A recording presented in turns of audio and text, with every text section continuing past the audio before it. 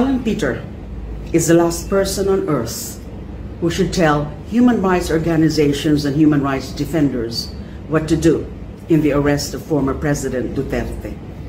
He is also the last person on earth with the credibility to talk about due process and human rights.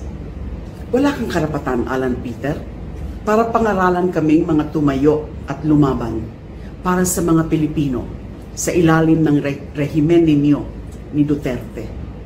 Habang kami ay lumaban, walang awa ninyong pinagpapatay ang libo-libong mga Pilipino kasama ang mga sanggol at mga bata. Alan Peter's defense of the EJKs and the drug war is well known. In fact, he should be one of those accused and arrested by the ICC together with Duterte. He enabled, encouraged, and goaded the deadly criminal enterprise that was the summary execution of poor Filipinos in the name of a fake drug war. Puro due process at human rights ang nalalaman mo ngayon. Pero nasaan ka noong nilabanan ko sa Senado ang kawalan ng due process at paggalang sa human rights ng mga pinapatay sa drug war? Hindi ba ikaw ang pinakaunang kumutya sa akin na bakit ko nilalabanan si Duterte? Hindi ba sinabi mo pa na kailangan pa nating pasalamatan si Duterte dahil ginawa na niyang parang Singapore ang Pilipinas sa pagpatay sa lahat ng mga kriminal at adik? Hindi ba sinabi mo ang nakulang pa nga ang mga pinapatay sa ilalim ni Duterte at kakaunti pa lamang ang mga biktima ng EJK kumpara sa panahon ng ibang mga pangulo? Hindi ba ikaw ang pinakaunang lumapastangan sa aking mga karapatan at kumalimot sa due process sa pagkatuwa mo sa pagka-aresto ko dahil sa mga peking kaso na nagawa-gawa ninyo? Asan ang due process noong tinawag mo akong spokesperson ng mga drug syndicate? Noong panahon na pinapatay na lamang sa kalsada ang mga addict at pusher, nag-ingat ka ba bago ako tawaging drug lord dahil baka bigla rin akong patayin na walang due process? Huwag kang sinungaling, Alan Peter. Sa totoong-totoo lang, wala ka naman talagang pakialam sa due process at human rights hanggat hindi ikaw at si Duterte ang biktima. So yun mga kababayan, sabi ni dating Senador De Lima na isama si Cayetano sa ICC daw mga kababayan. So panoorin natin ang response ni Senator Alan Cayetano. Sabi po ni Senator De Lima, ang test daw ng human rights ay yung sa pinakamaliit na Pilipino. Partly correct lang yon po, ma'am. Ang test po kung ang human rights ay applicable sa lahat. Kailangan kinat out nyo eh. Sa pinakamakapangyarihan, sa pinakamaliit, pareho ang karapatan sa human rights. Parehong may karapatan to seek legal remedies, pareho na may due process. So I'll jump dun sa legal remedies. So sabi nung iba, bakit bibigyan si Duterte ng pagkakataon? Yung mga pinatay ba may pagkakataon? So first and foremost, parati nating dinidistinguish yung extrajudicial killings. Ibig sabihin yung patayin mo na lang, 'di ba? Walang trial, at dinidistinguish natin po yung mga tinamaan dahil nga sila nagbarilan, mga sindikato para hindi mahuli, 'di ba? So hindi state, hindi po mga alagad ng batas ang pumatay doon. And then dinidistinguish mo rin 'yon dun sa mga police at militar na may raid, and then they protected their own life.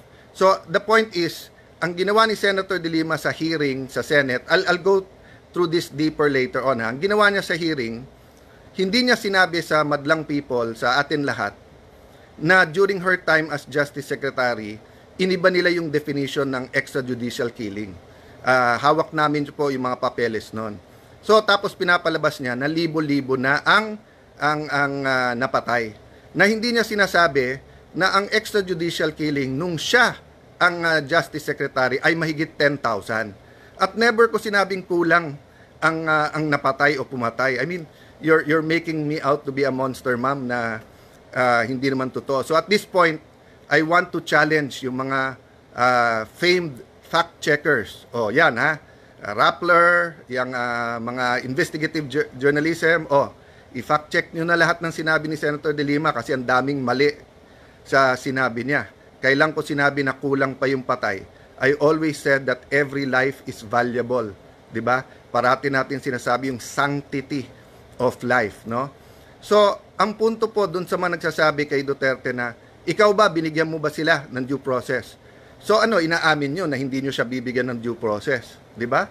So, kung sino man na gumawa ng karumal-dumal na krimen sa buong Pilipinas, sa buong mundo, na walang due process, dun po lumalabas ang mga tunay na human rights activists na nagsasabing, sandali lang, kahit kriminal sila, meron silang human rights. They have the right to due process. They have the right to seek legal remedies.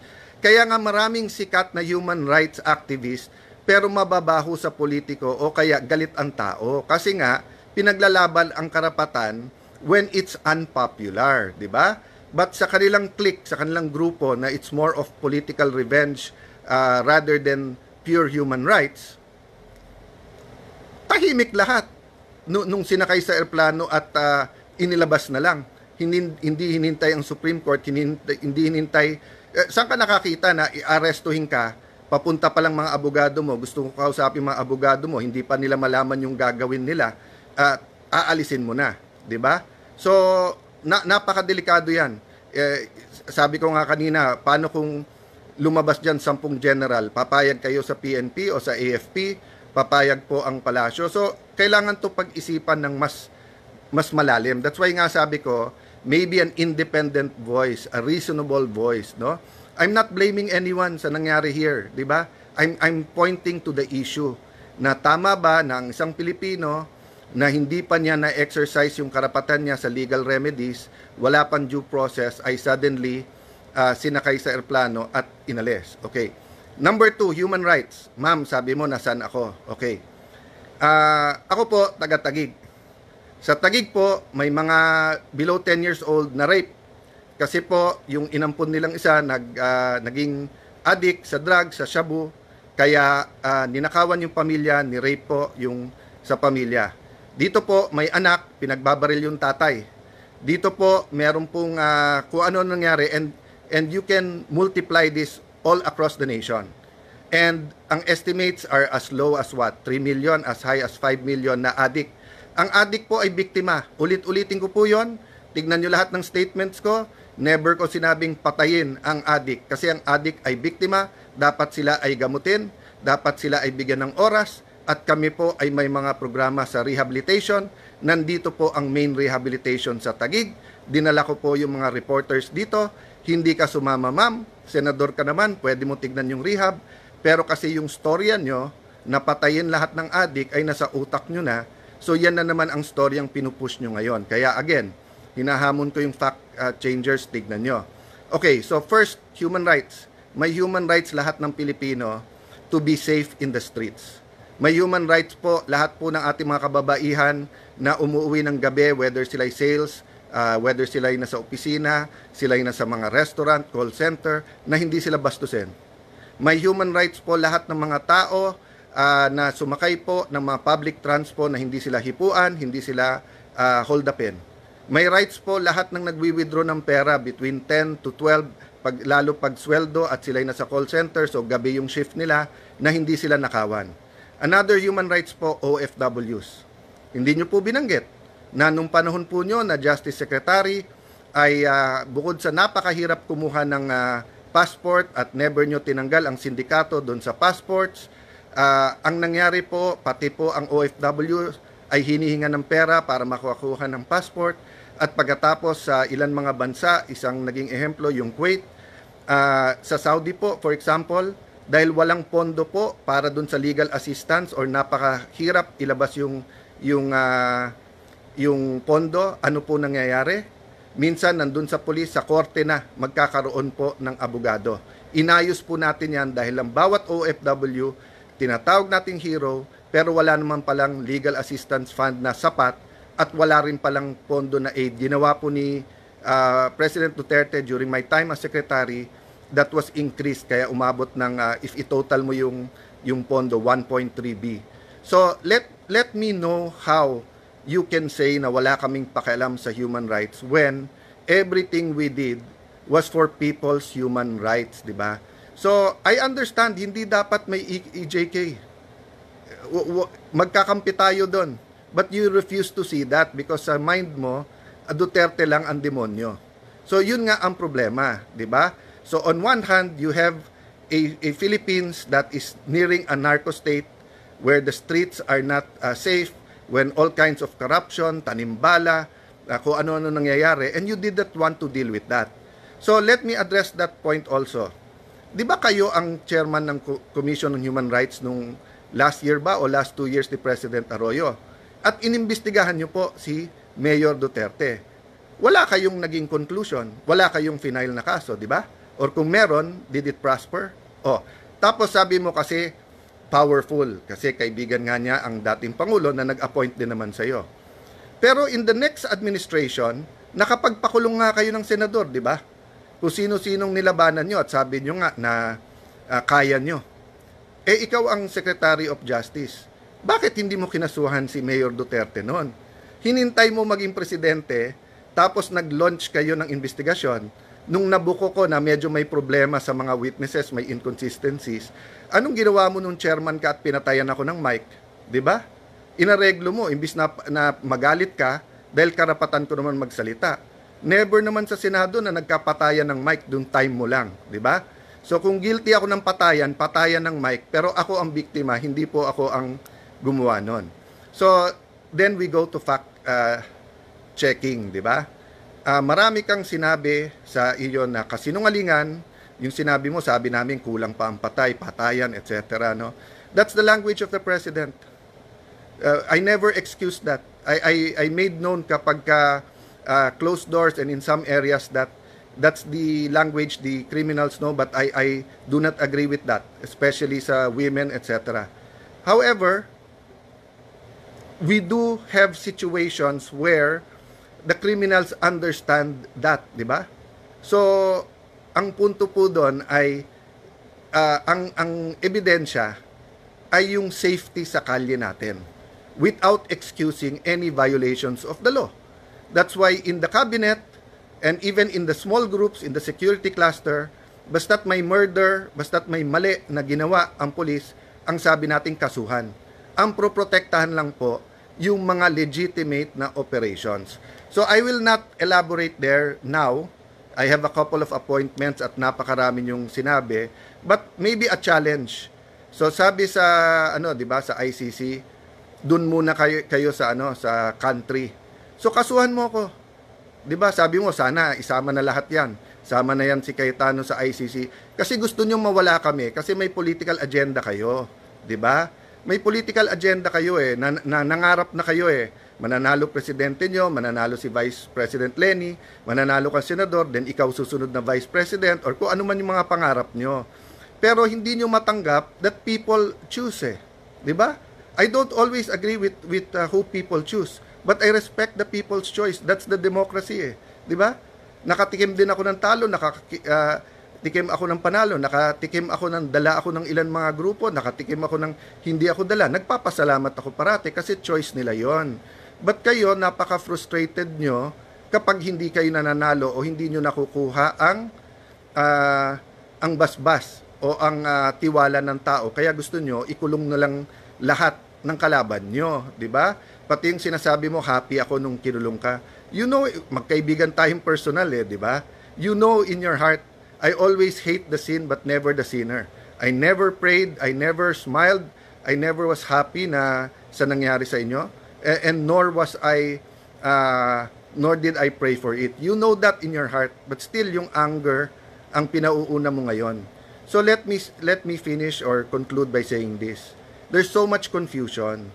We're here not to play politics or to blame anyone. We're here to sort this out. Ano ba ang tamang batas? Ano ba ang tamang proseso? We're thinking about our future, the future of all Filipinos, not only of your beloved Liberal Party.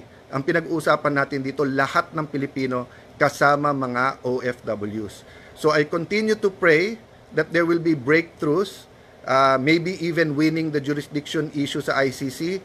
And I think this will become an international incident because the other countries now will start looking at their own laws kung pwede bang damputin na lang sila tapos i-export na lang sila sa ibang bansa. So, sayang, chance sana ng immigration to, di ba? Yung minsan napipintasan sa pag-offload.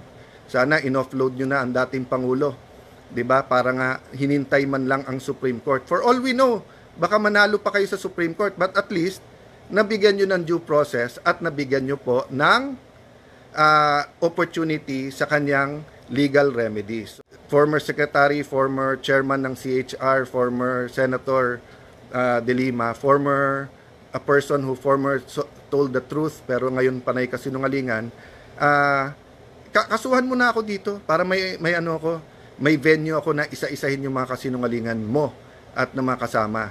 I meant no offense to human rights activists. Nirerespeto ko kayo. During my time, I always made time and made sure that people listened even if opposing ang views natin. But yun nga, nagdudugo pa rin ang puso ko. Ba't walang nagsalita sa inyo?